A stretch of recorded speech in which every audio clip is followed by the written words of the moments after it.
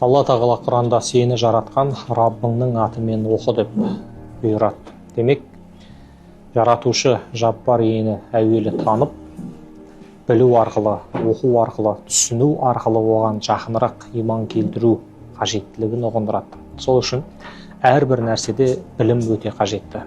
Және де Алла Құранда айтқандай, білген мен білмейтін адамдар тең болмайды дейді. Егер бір мәселелерде білмесеңдер, білім иелеріне жүгініңдер дейді. Сол үшін бүгінгі қоғамда білімсіздікпен білмегенін, ұялмағанын айтушы, әсіресе соны дін атынан жарнама жасаушы әртүрлі жастар арасында да, егде жастарда да көп нәрселерді көріп жүрміз. Сол үшін білместікпен, шынайы білместікпен жасаған ағаттық әлбетте ол бөлек, бірақ бар ақпаратты көрсоқырлық қылып білмей, білгендей болып бөлісу бұл өте үлкен бұлыңғыр іс.